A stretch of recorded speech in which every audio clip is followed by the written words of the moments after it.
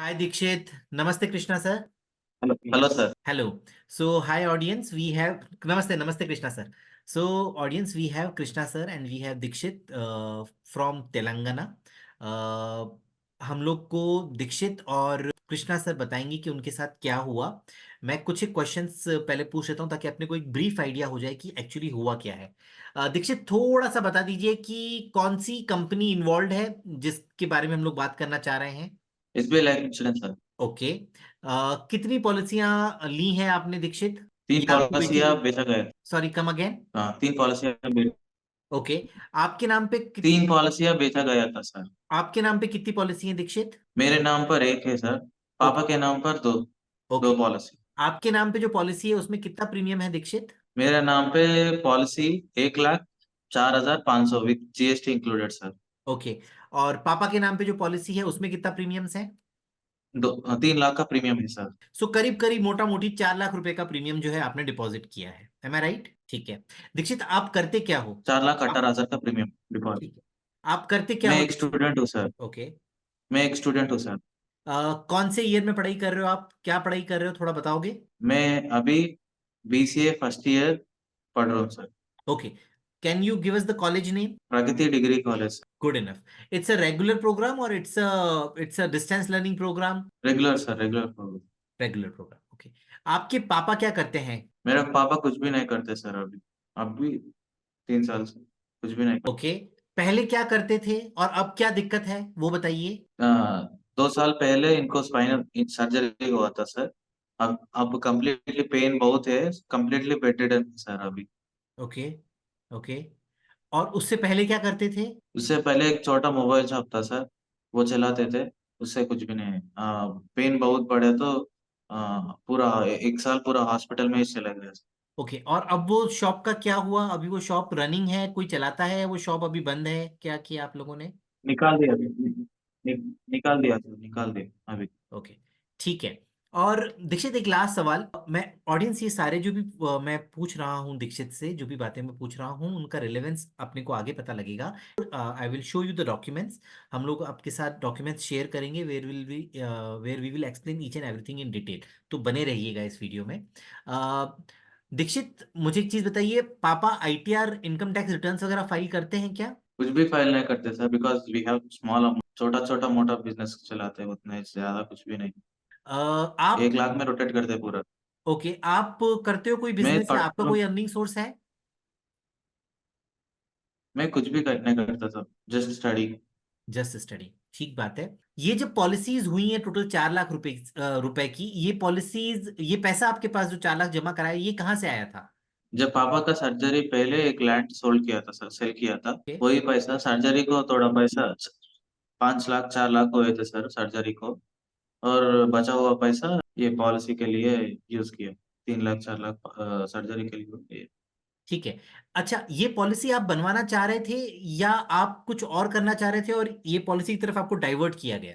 पापा हमारे स्टडीज के लिए पैसे फिक्स्ड डिपॉजिट करने के लिए बैंक ने गए थे सर, अकाउंट ओपन करने के लिए गए थे कौन एसबीआई से बैंक बैंक में में। गए थे? तभी एसबीआई बैंक में गए थे पापा, ठीक उनसे है। और कुछ आपका पूछने के पैसा जो लिए। पड़ा था वो कौन से बैंक में पड़ा था? यूनियन बैंक में पड़ा था सर। ठीक है, तो एसबीआई बैंक पापा गए थे अकाउंट खोलने, ठीक है, फिर? पापा का भाई ने देखा पापा को, इधर एसबीआई बैंक में आया बोल के बुलाया, इमीडिएटली बुलाया। अन्ना क्या कर रहे इधर आके, बुलाया। बुलाया तो पापा बोले इधर फिक्स्ड डिपॉजिट करने के लिए आया बोलकर बोले तो।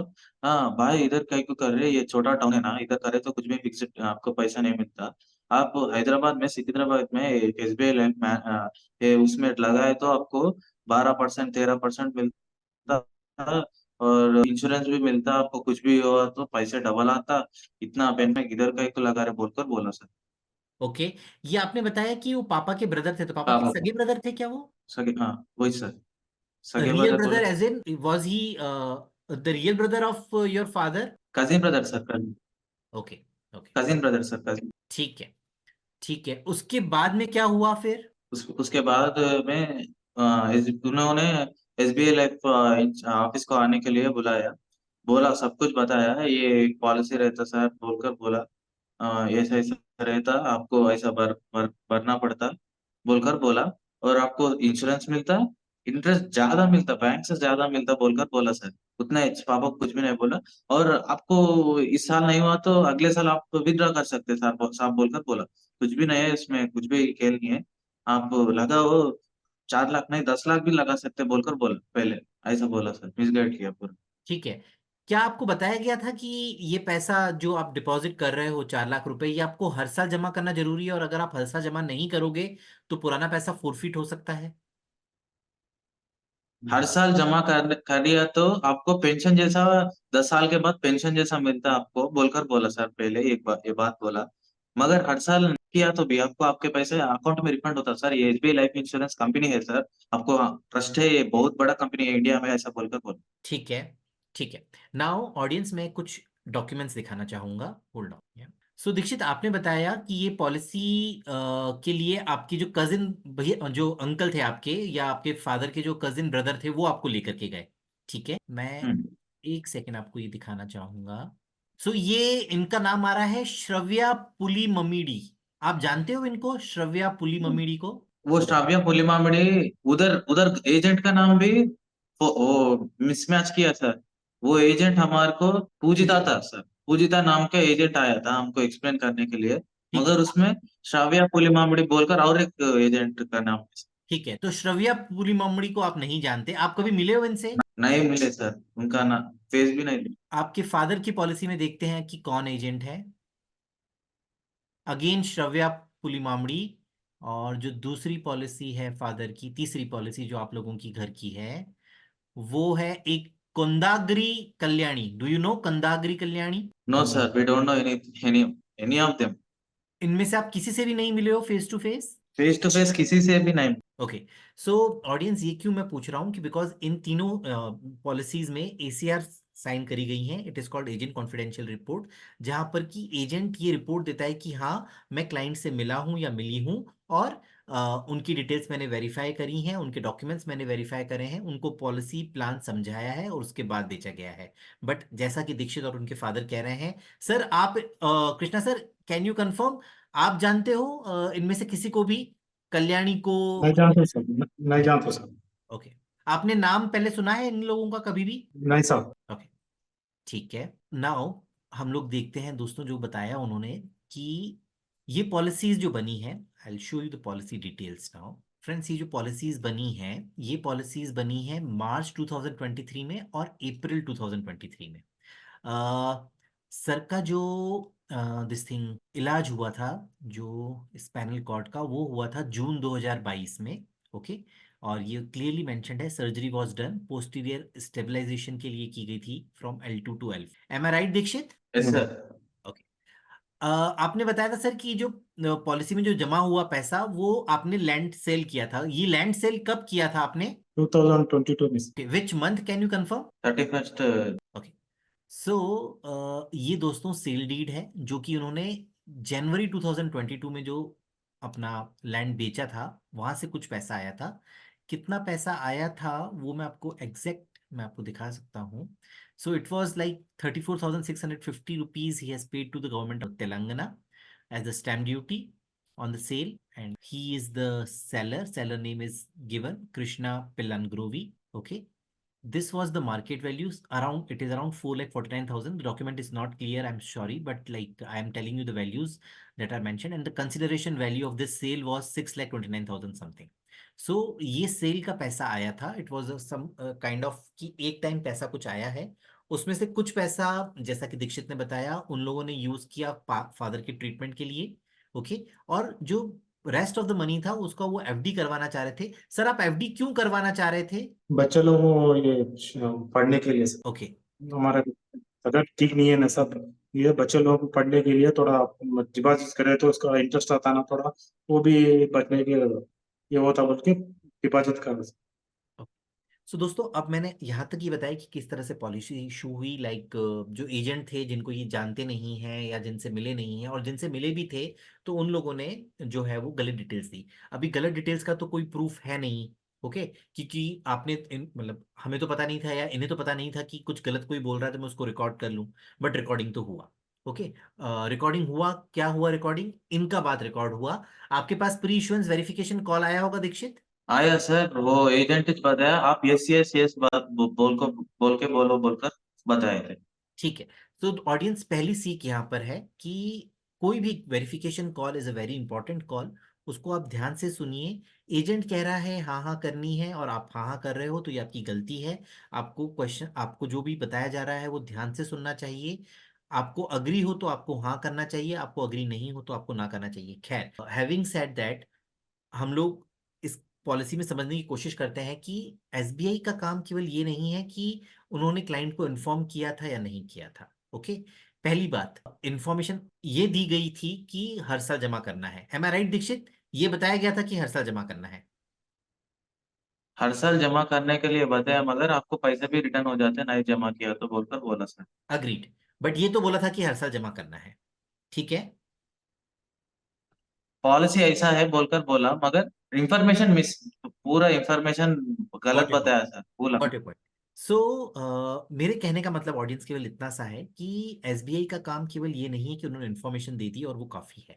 अगर वो इन्फॉर्मेशन दे रहे हैं तो इन्फॉर्मेशन कंप्लीट होनी चाहिए इन एवरी एस्पेक्ट। उनको ये बताना होगा कि अगर वो बोल रहे हैं हर साल जमा करना होगा and the client is agreeing, good enough, but are they informing कि अगर आप हर साल जमा नहीं कर पाए सर तो पुराना पैसा डूब जाएगा, पुराना पैसा फोरफीट हो जाएगा। नाउ आई एम सेइंग वैसा नहीं। This information should be provided because it is provided in the documents, like जो गवर्नमेंट ने, आईआरडी ने जो नॉर्म्स बनाए हैं। I'll show you some of the norms. Okay, a gazette notification, it was issued on June 30, 2017. It says ये भारतीय बीमा विनियामक और विकास प्राधिकरण द्वारा जारी पॉलिसी धारकों के हितों के का संरक्षण विनियम 2017 में आपके सामने दिखा रहा हूं मैं। और इसमें क्लियरली मेंशन, लाइक ये बहुत बड़ा डॉक्यूमेंट है पर मैंने केवल रिलेवेंट पॉइंट्स निकाले हैं। So it clearly says that there should be a board approved policy for protection of interests of policyholder, and what it says is every insurer shall have in place a board approved policy for protection of policyholders interest which shall at the minimum, they are saying कि कम से कम इतना तो आपको ensure करना है for protection of policy holders. क्या करना है? You must take steps to be taken to ensure that during policy solicitation and sales stages, जब पॉलिसी सॉलिसिट की जा रही है या कस्टमर को बेची जा रही है, the prospects are fully informed, the word is fully informed, fully informed and made aware of the benefits of the product being sold vis-a-vis the product features attached thereto, यानी कि सारे फीचर्स समझाने हैं। तो आपने ये तो समझाया कि हर साल जमा करना है, चलो आपने बताया, but you need to inform कि अगर आप नहीं जमा कराओगे तो पुराना पैसा आपको नहीं मिलेगा। Forfeiture clause, it's a very important clause.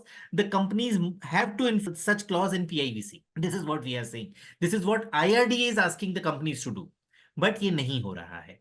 सो हम लोग वहीं पे बात कर रहे थे, यस, कि board approved policy. So board approved policy clearly mentions that the client at the time of solicitation and sales stages must be informed, fully informed, must be fully informed and should be made aware of the benefits of the product being sold vis-a-vis the product features। यानी कि पूरी बात बतानी है कि अगर आप जमा करवाओगे तो ये आपको बेनिफिट्स मिलेंगे, but at the same time features inform करने कि अगर सर आप जमा नहीं करा पाए तो these are the repercussions, policy paid up में जा सकती है। ओके, पॉलिसी का प्रीमियम फोरफीट हो सकता है। पेड अप में अगर जाएगी तो क्या होगा? ओके, लैप्स अगर होगी तो क्या होगा? कितना पैसा मिलेगा, नहीं मिलेगा? Each and everything should be in, only after that the policy should be issued. So now, आपने जब दीक्षित कंपनी में कंप्लेन मार्क किया था, मैंने वो देखा, उसका रिवर्ट जो आया था वो बता रहे हैं कि आपके साथ पीआईवीसी हुआ। सो हम लोग पीआईवीसी का रिकॉर्डिंग मांगेंगे एंड ऑडियंस, हम लोग कोशिश करेंगे कि वो रिकॉर्डिंग हम लोग प्ले कर सके वीडियो के साथ में, या जब हम लोग सक्सेस वीडियो रिकॉर्ड करेंगे, अगर ये केस सक्सेसफुली रिजॉल्व होता है तो हम लोग उसमें बताएंगे कि किस तरह से पीआईवीसी में ये सब चीजें नहीं बताई जाती हैं। Premium forfeiture clause is a very important clause which must be informed, नहीं बताया जाता है। Okay, so this is what I wanted to show here. इसके अलावा मैं कंपनी का ड्यूटी आपको, अब अपन लोग एक स्टेप आगे बढ़ते हैं। ओके, कंपनी कहता है कि उन्होंने इन्फॉर्म किया, उन्होंने पॉलिसी बॉन्ड भेजा, बहुत अच्छी बात है। पॉलिसी बॉन्ड भेजने से पहले पॉलिसी अंडरराइट होता है। ओके, क्लाइंट एक प्रपोजल देता है कि मुझे ये पॉलिसी दी जाए, फाइन इनफ, जो कि आप लोगों ने साइन करके प्रपोजल दिया। वो प्रपोजल को पॉलिसी में कन्वर्ट करना है, कॉन्ट्रैक्ट बनाना है या नहीं बनाना है, उससे पहले कंपनी हर पॉलिसी को अंडरराइट करती है। अंडरराइट करती है in terms of medical underwriting also, in terms of financial underwriting also. Okay, so financial underwriting में ये देखा जाता है अगर खास करके तब कि जब अगर पॉलिसी का प्रीमियम 1 लाख से ज्यादा का है, तो डॉक्यूमेंट्स मांगे जाते हैं टू वेरीफाई कि whether the customer will be able to pay 1 lakh rupees yearly और not. Now let me show you the guidelines to that effect. So yeah, these are the guidelines on anti-money laundering program and these are for insurers. They were issued in 2006. बाद में कई सारे इनमें amendments आते रहे, but basic जो है वो मैं बता देता हूँ आपको। I want to refer to this clause 3.1.1 का 2. The degree of due diligence to establish KYC could be decided by the insurers where premium is below 1 lakh. अगर 1 लाख से नीचे का प्रीमियम है तो क्या केवाईसी लेना है नहीं लेना है, इनकम डॉक्यूमेंट्स लेना है नहीं लेना है, इनकम डॉक्यूमेंट्स वेरीफाई करना है नहीं करना है, ये इंश्योरर डिसाइड करेगा। But it further says however premium of rupees 1 lakh per annum in case of individual policy, यानी कि अगर कोई इंडिविजुअल पॉलिसी 1 लाख से ऊपर के प्रीमियम के साथ बेची जा रही है तो फिर should be considered as a threshold for exercising detailed, now this is the word detailed due diligence whatever be the payment mode. मतलब आप पेमेंट कैश में दे रहे हो, चेक में दे रहे हो, एनईएफटी कर रहे हो, आरटीजीएस कर रहे हो, जो भी कर रहे हो उससे फर्क नहीं पड़ता है। अगर 1 लाख रुपए से ज्यादा का प्रीमियम दे रहा है क्लाइंट तो डिटेल्ड ड्यू डिलिजेंस होना चाहिए।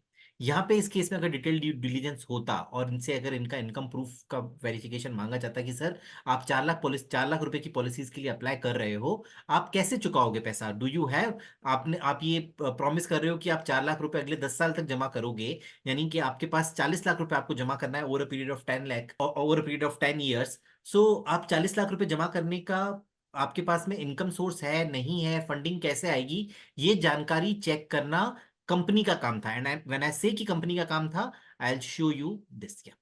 So this is clause 3.1.5. It says source of is imperative to ensure that the insurance being purchased is reasonable. Now purchase कौन कर रहा है? इंश्योरेंस जो क्लाइंट है वो परचेज कर रहा है, तो वो क्लाइंट जो है वो रीजनेबल परचेज कर रहा है नहीं कर रहा है, इसकी जिम्मेदारी किसकी है चेक करने की? इंश्योरर की, because these guidelines are for whom? These guidelines are to be followed by the insurers. Okay, so they were supposed to verify कि क्लाइंट का सोर्स ऑफ इनकम क्या है एंड वेदर और not he is applying for a reasonable cover और not. Accordingly, customer's source of funds, his estimated net worth, etc., should be documented properly, and the advisor and or employee shall obtain income proofs as in Annexure 3 to establish his need for insurance cover. So they were supposed to understand the need of the customer, and only after understanding the need of the customer were they supposed to issue these policies. So ये underwriting का काम complete जिम्मेदारी SBI life की थी। उन्होंने अपनी जिम्मेदारी अगर ठीक से निभाई होती, बीट आपने पीआईवीसी किया नहीं किया, पीआईवीसी में आपने फोरफीचर क्लॉज इन्फॉर्म किया नहीं किया, सब कुछ छोड़ देते हैं, क्या एसबीआई ने अंडरराइटिंग ठीक से किया? नहीं किया। अगर एसबीआई ठीक से अंडरराइटिंग करता, अगर इनके इनकम डॉक्यूमेंट्स मांगे जाते तो ये पॉलिसीज इशू होती नहीं होती। This is the fact. So हम लोग इसी चीज पे कंटेस्ट कर रहे हैं कि कंपनीज ने अपने प्रोसेसेस फॉलो नहीं करते जैसा कि फॉलो उनको करना चाहिए, और वो फॉलो क्यों नहीं करते? क्योंकि उनका अमाउंट स्टेक पे नहीं है। अगर यही पैसा उनको लोन पे देना हो, मतलब किसी को लोन देना हो, तो वो आपके सारे डॉक्यूमेंट्स चेक करेंगे, आपका पैन कार्ड, आपका पुराना सिविल स्कोर, आपका इनकम सोर्स, आप कमाने क्या वाले हो, क्या कमाते हो, क्या खाते हो, कहाँ बैठते हो, कहाँ उठते हो, they will check each and everything. But because insurance में उनके पास में पैसा आ रहा है, they are not bothered client कैसे जमा कराएगा, नहीं जमा करा पाएगा तो उसका पुराना पैसा फोरफिट हो जाएगा। Companies are not bothered. Companies केवल ये देख रही हैं कि उनके पास 4 लाख का चेक आया, हम लोग को पॉलिसी इशू करनी है, that is it. Policy document भेज दिया, पीआईवीसी की फॉर्मेलिटी हो गई, that is it, and they wash off their hands. So ऐसा नहीं है, कंपनियों की भी जिम्मेदारी है। नाउ यहां पे रोकते हैं। जैसा कि उन्होंने बताया था नीड, जैसा उस क्लॉज में था कि as per the customers need the policy should be given. Now I want to show the need. ये पहली पॉलिसी है दीक्षित की। नीड एनालिसिस फॉर्म में इसलिए दिखाना चाह रहा था, उनकी पर्सनल डिटेल्स मैंने छुपा दी हैं। दीक्षित, आपकी मंथली इनकम दिखाई गई है 66,666 रुपए। आप इतना कमाते हो? नहीं कमाते सर, ओके। मैं आपके मंथली स्टूडेंट हूँ, एक्सपेंसेस? कैसा कमाता हूँ सर? बिल्कुल ठीक बात। और मैं आपका स्टूडेंट का डॉक्यूमेंट भी दिखाता हूँ। सो और ये में दिखाया गया है पॉलिसी में कि इनके मंथली एक्सपेंसेस हो रहे हैं 50,000 रुपए, यानी कि 16,000 रुपए ये बंदा कुछ बचाता है हर महीने। 12 महीने में करीब कुछ 1,66,000 प्लस 32,000, यानी कि 2 लाख के आसपास कुछ बचाएगा। सो 2 लाख के आसपास जो बंदा बचाएगा, अगर अपन लोग इस इंफॉर्मेशन को सही भी माने जो कि दी गई है नीड एनालिसिस फॉर्म भरते हुए, सो हम लोग ये कह रहे हैं कि नीड एनालिसिस फॉर्म को भी इन्होंने केवल एक ना एक डॉक्यूमेंट बना दिया जिसमें केवल नंबर्स एंटर किए गए हैं, उनके पीछे लॉजिक नहीं, उनके पीछे कोई दिमाग नहीं।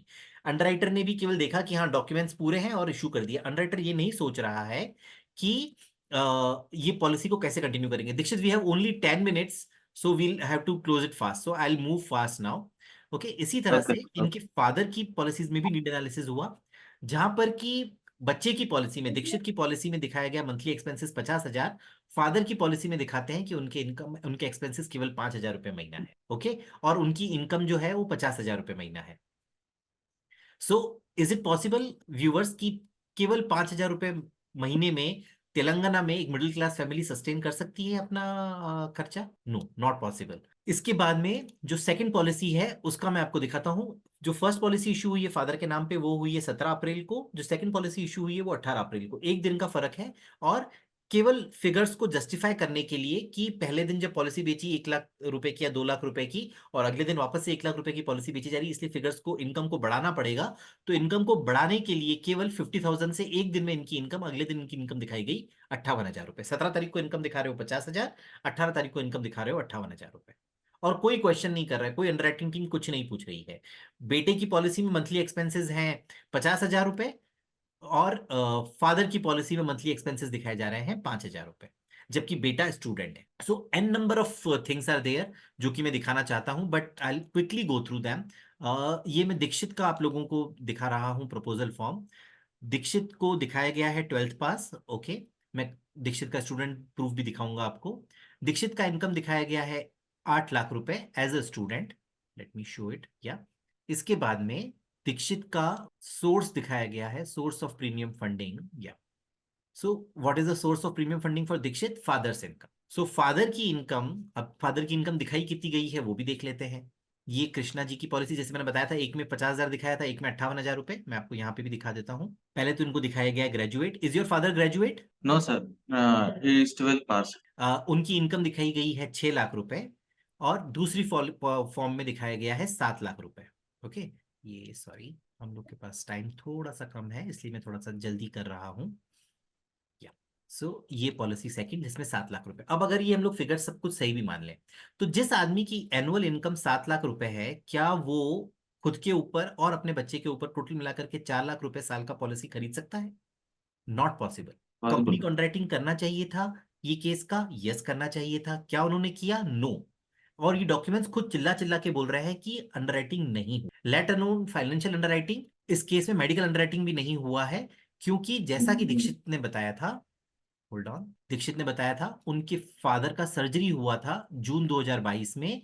Surgery was for posterior stabilization, इसको मेंशन किया जाना चाहिए था। आपने ये चीज मेंशन नहीं करा था, लाइक आपने बताया था या आपसे पूछा गया था?